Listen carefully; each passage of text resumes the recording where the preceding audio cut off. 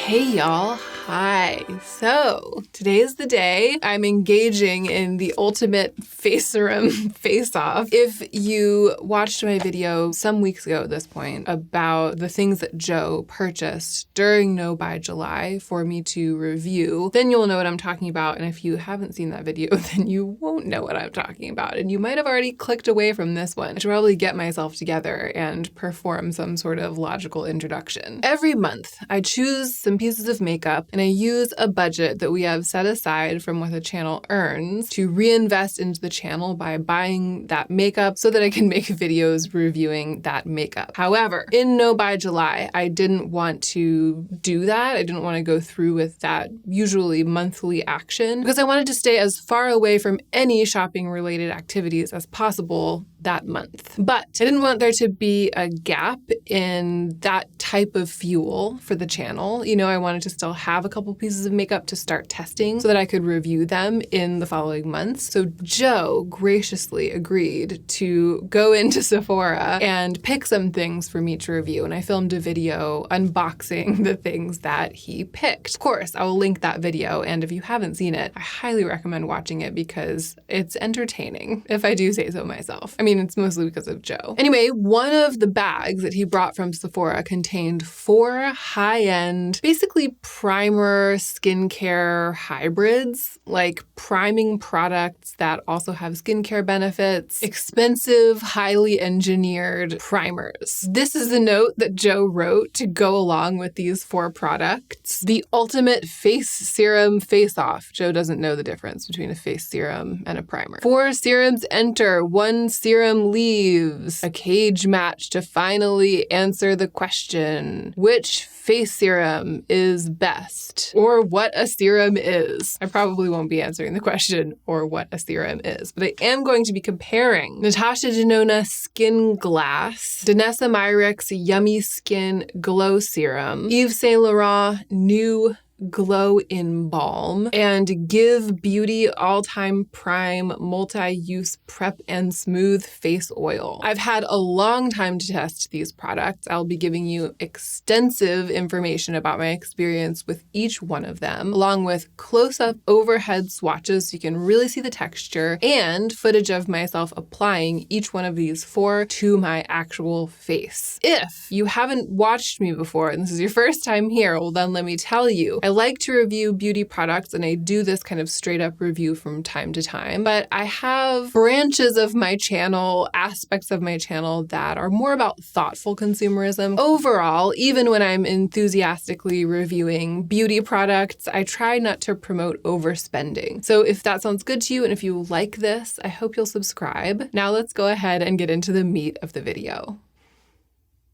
First up, Natasha Denona Skinglass. It is billed as an energizing and hydrating primer serum. Of the 4, this is definitely the one that has the most discernible reflective particles in it, and that is what distinguished it right off the bat. It has a very dreamy, glossy, iridescent finish when it's dripping down the skin, and then when you start to buff it out, it reflects gold. It's a bright kind of champagne gold, but it's distinctly gold. So it is kind of a mesmerizing substance, which in spite of myself, because it's kind of ridiculous, I do really like about it. I always love seeing it dribble out of its glass dropper. I love that iridescent look, that iridescent gold reflect as I'm blending it out. But once it thins out enough to be like covering the whole face, covering the surface area, that strong gold aspect of the reflect pretty much goes away, which I like because I don't particularly love a gold highlight, but the somewhat reflective quality does stay. This is a really, really illuminating, hydrating primer serum. It has a smell. I find the smell to be pretty pleasant. It's like it's sort of a warm, slightly sweet, but maybe a tiny bit herbal, not quite coconutty, but like in that vein, spa-like skincare smell. I find the smell comforting. It fits with what I perceive the product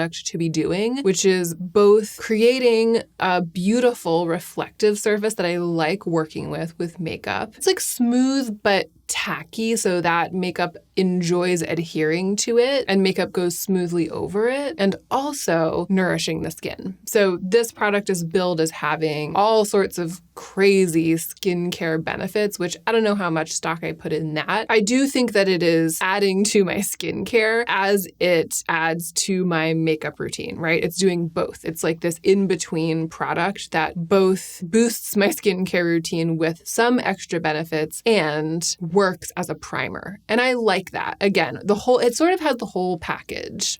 It's pretty thick. It doesn't sink into the skin, disappear. It leaves a presence on the skin. It has kind of a gel-like quality. It feels a bit like a gel serum. It's a quite viscous serum. And even after I've left it to sink into the skin as much as it's going to, it has a strong presence. And the presence is that kind of moist silkiness. Makeup is going to go smoothly over it, so that's the silkiness. But it doesn't have that dry to the touch finish of, I don't know, certain really silicone-y primers or old school pore filling primers. I am a big fan of this. I've really enjoyed using it. Of the four, it's the one that I've used the most. It's the one that I've gravitated to the most. I think that's partly because it has those really reflective particles in it, and I just like that. I like a little something something. I like a little bit of excitement. And I think it's also because of the skincare claims, the hefty skincare claims. The big strike against it for me as a makeup buyer and a makeup user is its price. I think if I were buying this like as my one primer, I would go through it really quickly. I could see myself buying it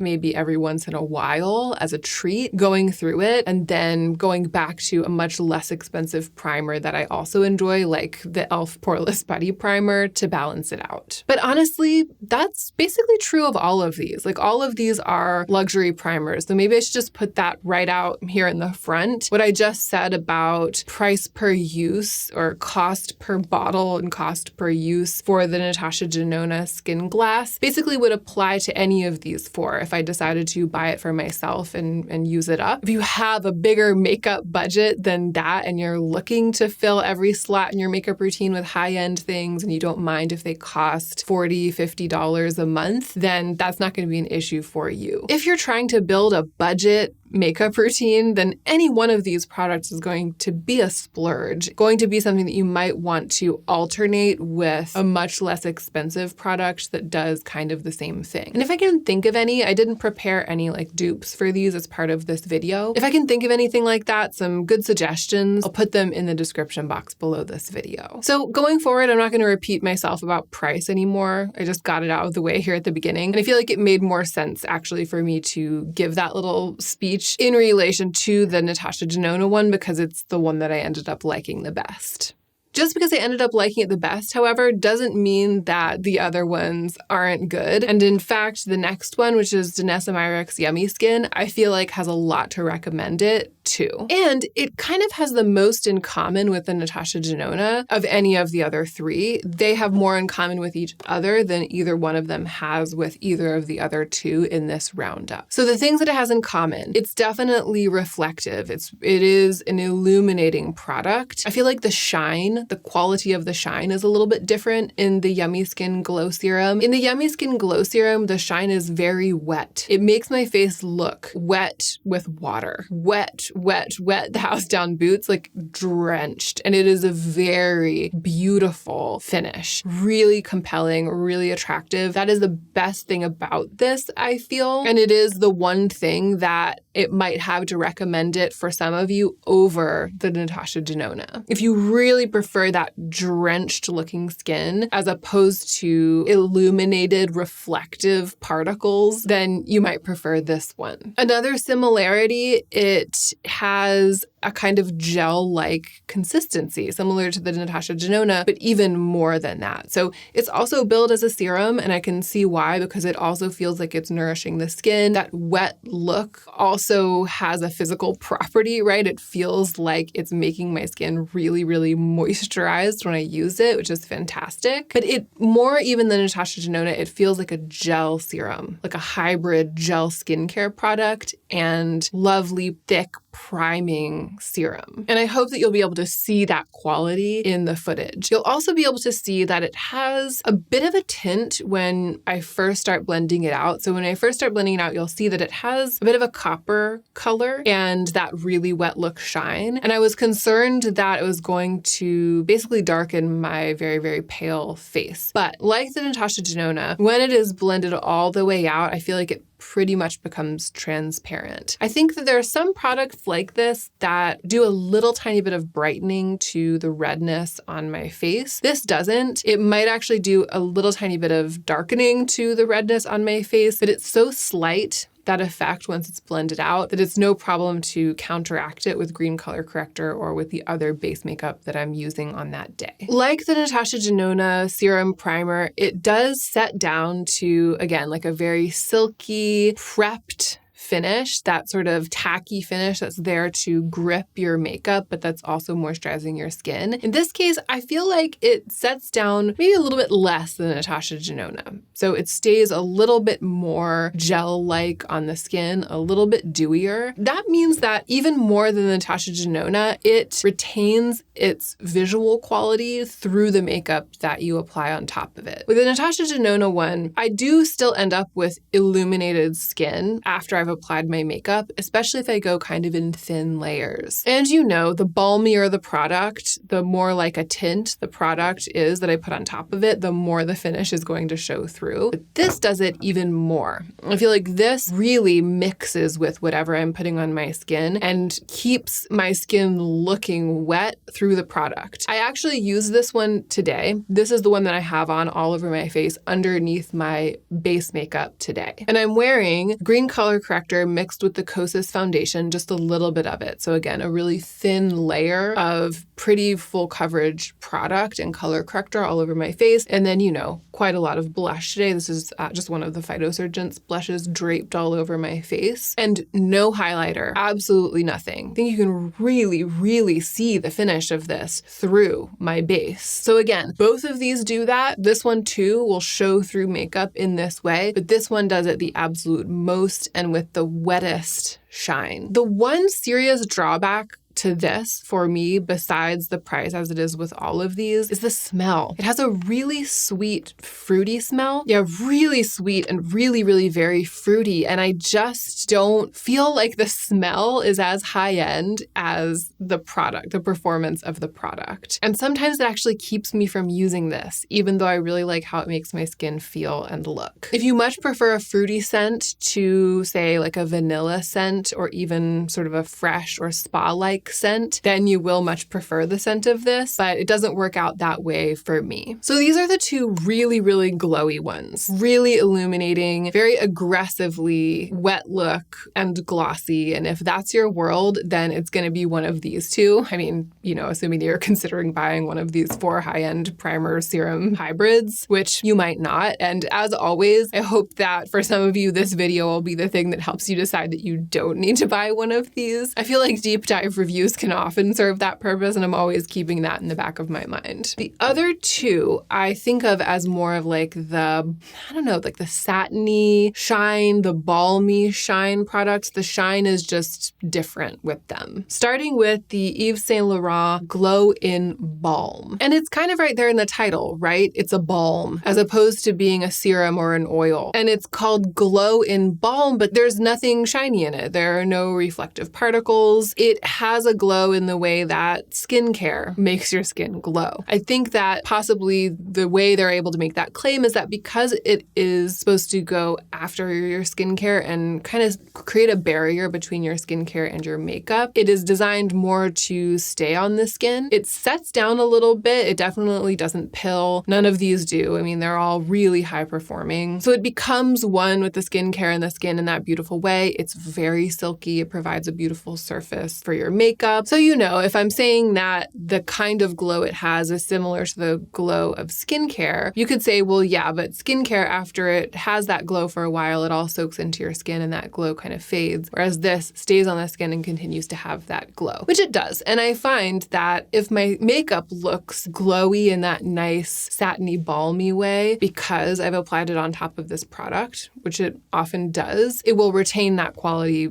throughout the day, which isn't always necessarily true if I apply my makeup on top of straight skincare that looks glowy because I've just finished my skincare. I hope all of that made sense. Goodness gracious. So it's this very, very pale, translucent peach color. It too has a scent which is like fresh, really, really fresh, almost like a pool. It almost has a little bit of a chlorinated scent. So to me, it reads very skincare in its scent and in its visual qualities and in the way that it applies to the skin. And I like that. I find it comforting. Again, I find it high-end feeling. I like this one. I find that I only need a little bit to get that nice satiny finish on the skin that makes for a primed face. I also find that I'm prone to overdoing it with this because I like squeezing out the little lines. And if I squeeze out too much, then I have too thick a layer of it on my face and it's kind of like trying to apply makeup on top of lotion. So a little bit goes a long way with this, which might be an argument in its favor when it comes to cost per use. Although I feel like with any of these 4 products, the cost per use is inevitably going to be quite high, especially compared to drugstore primers and other primers on the market. It's a simple product, right? It's simple and elegant. It's not exciting in the way that the other 2 that we talked about are exciting to me. The Natasha Denona Skinglass with its glossy finish and the Danessa Myricks Yummy Skin Glow Serum with its gel-like finish and its shine. This is a really austere product compared to them. I feel like what I'm getting is a pretty neutral, satiny, moisturized base that doesn't make too much of itself, smells a little bit antiseptic and a little bit designer, and overall just makes me feel like I'm engaging in this kind of minimalist, clean skin final step in my skincare routine to prep my skin for makeup. I like it, but I feel like it's a lot about the experience and not necessarily offering anything remarkable in terms of the performance, like the finish. I think that the e.l.f. Poreless Putty Primer is actually a pretty good comparison to this for the way that it leaves the skin looking. It's just that this is a much more high-end feeling experience, and I actually do like the delivery mechanism a lot more with this than the putty format of the e.l.f., but it's several times the price. So again, kind of a treat maybe once in a while, kind of a trifle, a little bit of an absurd luxury thing, given that the performance is flawless in its own way, but is like no great shakes in the context of all the primers on the market. And finally, we have the Give All-Time Prime Multi-Use Prep and Smooth Face Oil, which I'm a little bit torn about. It's a straight-up oil. It's an incredibly clear, watery, dry oil, basically. It doesn't have any illuminating particles in it, and it's not very viscous. It's one of those super watery oils. Like it dribbles out really thin like water, and it goes on sort of to a dry finish. It smells so good. It has a smell that's reminiscent of like traditional coconut smelling SPF products, and it makes me feel like it's a nod to beach time or pool time, summertime, but it's sweet enough and light enough that it doesn't evoke that too much. It doesn't smell like that. It doesn't smell like sunscreen or like sunscreen from my childhood. It's a nod to that, a little bit evocative of that, but light enough and elevated enough to just make me feel good. I love the way that it smells. I love the way that it goes on. I really love the finish. I think you'll be able to see in, especially the footage of me applying this to my face, that the finish it's actually so beautiful. It's like this really satiny gloss finish, you know? A beautiful finish for skin. And because it is oily, if you apply a thin layer of makeup onto this, it mixes with that finish and then the makeup ends up looking that way. It's really lovely. The reason that I'm of two minds about this is that I just feel like it's not doing anything to prolong the life of my makeup. The other three have this kind of grippiness about them, especially the first two. They feel engineered to hold on to makeup. And I mean, of course, they're designed by makeup artists. When I use the Natasha Denona or the Danessa Myricks, I really feel like I'm helping my makeup stay intact for longer. And I feel like I don't need to worry as much about whether I'm I'm getting any like smudges or dents or disruptions in my makeup over the course of the day. With this one, I feel like I actually undermined the longevity of my makeup a little bit because I've turned my sturdy base products into more of like oil tint products with this. That's like what it feels like. It feels like I've turned whatever I've decided to use into like the Kosas face oil tint or something like that. And it's not as though, you know, I apply makeup on top of this and it just like disappears and wipes right off or something like that. No. And maybe part of it's psychological. I just feel like I get a less sturdy finished product, a slightly less dependable finished product than I'm getting with the other three products. And you know, maybe it would be ideal if I were going to wear just a really light tinted moisturizer on top of it, tinted sunscreen or some kind of actual tint and go to the beach or go like on a hike or something. You know, if I felt like I had less to cover, if I did less overall with my makeup, if I just had less intensive makeup routine or makeup preferences and a different kind of lifestyle, then this would be amazing because the way that it ends up looking, the way the skin ends up looking is really beautiful. The smell is really beautiful. I like it. I'm fond of it. I'm actually so fond of it that even though I didn't feel like it was necessarily priming my skin very well, I took it with me when I went to LA last month when I traveled. I took it with me and then I used it on my body because I love the smell and the way that it makes the skin look. And then once in a while I would use it on my face, but I was less enthusiastic about using it on my face because I just feel like I have other things in my arsenal, among them, you know, these, but also other things in addition to these other primers that are more tailor-made to provide a surface that will cause makeup to adhere for longer. The surface that this provides certainly causes the makeup to adhere in a beautiful way, to go on smooth, but I just don't necessarily feel like it's causing it to adhere for longer. And that is pretty much it. Let's do a quick ranking. So I have used the Natasha Denona one the best. I feel like it has that combination of innovation and excitement and claims and cosmetic elegance and intrigue that causes me to reach for it over and over. And then I find it quite dependable. I think that I've used the YSL New Glow in Balm the second most because some days I don't feel like dealing with that extreme dewiness. That is what it is. Sometimes I want just a little bit more of a neutral finish, something that has that soft glow, but isn't really dewy and drenched looking. I feel like about half the time that's what I want, especially on less makeup days or no makeup days. Even though it's less intriguing to me than all three of the others actually, I have found myself using this one, I think, almost as much as the Natasha Denona. And then the other two are kind of tied. On my face, I've definitely used the Danessa Myricks Yummy Skin more than I have used the Give oil. So in terms of which one I've used for the intended purpose, the Danessa Myricks would take third place, and it's the one that I think I like third most.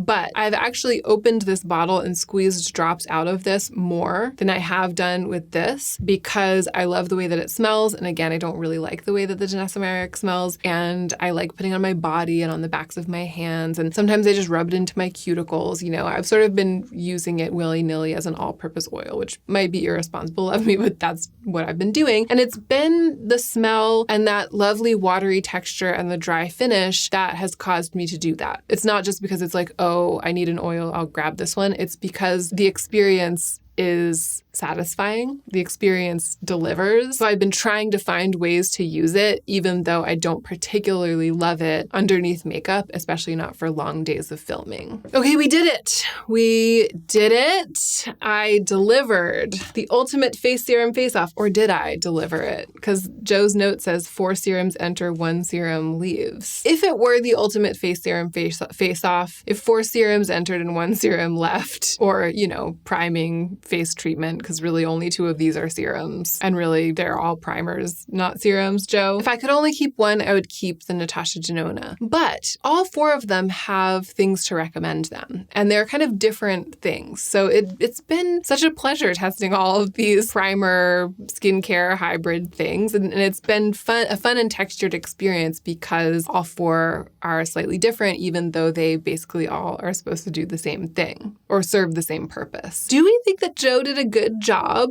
producing this video, basically, like picking the framing and picking the products. What do we think? There were a lot of people on that video where I opened the makeup that Joe had chosen who said that they wanted Joe to buy the makeup like every couple of months for a review, like that Joe should be in charge of it. Not just if I'm on a no buy, but just every once in a while, which I understand why you said that during that video because it was all very entertaining. But now the chickens are coming home to roost, right? Like this is an example of like the type of video that we get from Joe getting to choose. So now that you've seen the video, what do you think? Like, is this legit? Should we have Joe come up with concepts and actually choose makeup for me to review every couple of months going forward? Let me know what you think in the comments section down below. Thank you for being here and watching this. And don't forget to take extra good care of yourself this week so that you can be the most effective version of yourself as you do your work in the world.